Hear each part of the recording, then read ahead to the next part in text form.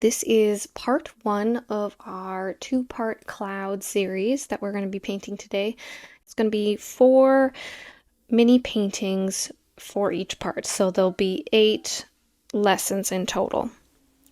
We will be using a paper towel or tissue for this painting. I'm using paper towel because that's what I have, so I crumple it up really well. I begin by taping my paper into 4 equal parts. The 2 blues that I'm going to be using in these mini paintings is a mixture of cerulean blue with a touch of phthalo blue, and the phthalo blue basically makes it a little bit saturated in color, kind of boosts up the brightness a bit because the cerulean was a bit muted, so I just kind of wanted a little boost. Most of the clouds that we'll be painting today is using the wet on wet technique. So basically what that's going to mean is that you'll have a limited window to paint the clouds before the paper dries. So it is advised to plan well and paint quickly. And if you are working from a reference photo, which I suggest you do, don't get too caught up in the details trying to paint each cloud perfectly, because the next thing you know, your paper is going to be dry. We just want to mimic the overall shape of a cloud. So to begin, we want to use clean water, and we're going to want to wet the first section. And I go up and down and sideways. Your paper should be thoroughly wet, but not pooling with water. I go over this a few times to make sure that the paper has really soaked in the water, and if it isn't wet enough, it will just dry faster, and basically you won't be able to lift the clouds out properly. I use a large flat brush because it makes the work go quicker, and there's less of a chance that the sky is going to dry out before I'm ready to start blotting out the clouds. You want to paint the sky uniform and make sure that the paint isn't creating large puddles on your work, so it should be quite even. And then what you're going to do is you're going to take your tissue or your paper towel and start lifting off the pigment. And the harder that you press, the more pigment you will lift off and the whiter the cloud will be. And if you press lighter and softer, it will make the clouds appear a bit shadowed. And the variation is great. And then once the tissue has become saturated with paint, you want to change that area out, or its ability to pick up the pigment kind of diminishes. If you want some finer details, simply twist the tissue, kind of make a smaller point and use that. You can see after I blotted out the larger shapes of the clouds, I go in with the tissue and I kind of make it so that it has a finer point, and I go in around the cloud, just creating little finer details to try to make it a more believable cloud shape.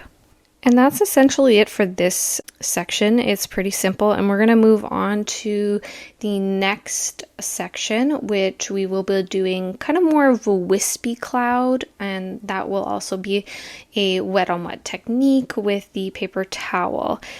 And we're going to want kind of these wispy clouds that kind of sweep in this upward motion, and I had to try this a few times to get it right, so if you also have to try it a few times, don't despair.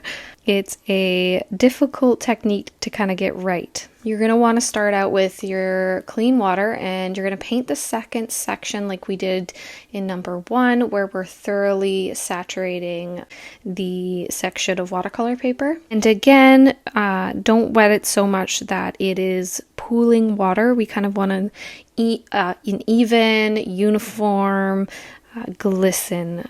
And next up, I'm going to go in with my sky color, and I'm going to place a uniform wash down, and I'm going to leave a little bit of white at the bottom because in the reference photo that I'm using, there is more white kind of haze at the bottom. And for this technique, I'm going to want a bit less paper towel because I'm going to try to twist and roll it so that it has a thin tail for this technique, because the wisps aren't super thick. Basically, the technique is you're going to want to press like you did with the previous clouds, but you're going to want to lift and kind of flick in this upwards U kind of motion. So press and lift upwards and change out the tissue once it's become saturated. And this motion takes a little bit of practice. Like I said, I had to do this a few times to kind of just get it right. I also use the paper towel to lift other various shapes of clouds as well, kind of changing the shape of the paper towel to get different effects, just because I didn't want them all wispy, kind of wanted a little bit of variation. And we're going to just speed this up a little bit so that you can see the entire process.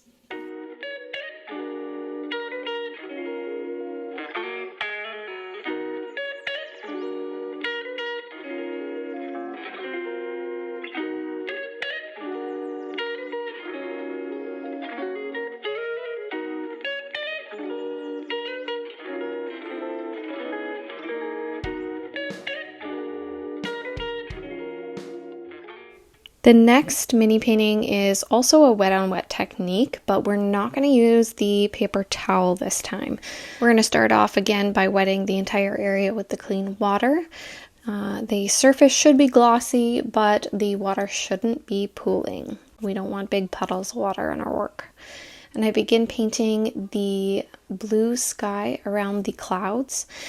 And basically I'm painting the sky color and then leaving the clouds white and just we're just painting around the clouds. So if you want to stencil in the clouds with a pencil beforehand to just kind of plan in your head the general shape of the cloud, then that's great. The edges of these clouds are gonna appear fuzzy.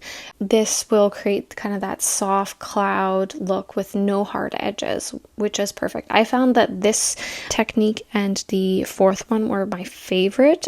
They produced a cloud that seemed more believable. And if you want a darker sky, basically you're going to want to use more paint and less water, which I went a little more saturated and like the color was a bit more bold in the last two paintings because I used a little more phthalo blue when I was mixing more color, which I didn't mind. I quite liked the punch of color. And I was looking at a reference photo, but I was trying not to get too caught up in the details. You just want to focus on the general shape of the cloud and not painting like every little piece that you see. And you can see that I actually went over the sky color a couple times just to darken it up a little bit. The first time I went, I thought, I'd like a little bit more color. So I went over the sky again while the paper was still wet. You can't do it if it dries, but because the paper is still wet, I drop in some more pigment and that kind of just blends itself because it's wet. And try not to overwork it too much. Once you have kind of the general shape of the cloud, you don't want to keep going over it and over it and over it because you're just going to create kind of just a messy work. Lastly, we're going to work on the wet on wet for low stratus clouds. Due to perspective and distance, the lower clouds are further away and they are going to appear flatter and thinner in appearance. So start off with wetting the entire area like we did in the previous three, and we're going to have the top of the sky is going to be the darkest, so I put more pigment at the top, which means basically more paint and less water. And similarly, in the previous painting, we're wanting to paint the negative space between the clouds. So we just want to paint the sky color and leave the clouds white. And you can feel free to use tissue if you need to lift any pigment. This is another case where you're going to want to maybe plan out where your clouds are going to be. So if you want to lightly draw in some clouds beforehand, if you think that's going to help you. Like I said before, we want to plan as much as we can going into it because once we start painting, we don't want our sky to dry out. To make those low stratus clouds, I basically twist the tissue, making those thin strips again like I did with this number 2 section, and I blot out thinner wispy clouds at the bottom, but these ones are going to be more of a horizontal straight. And I keep defining the bottom of the sky by loading up my paintbrush and just dabbing off some of the extra paint onto the paper towel, so I don't get too much pigment and water on that section.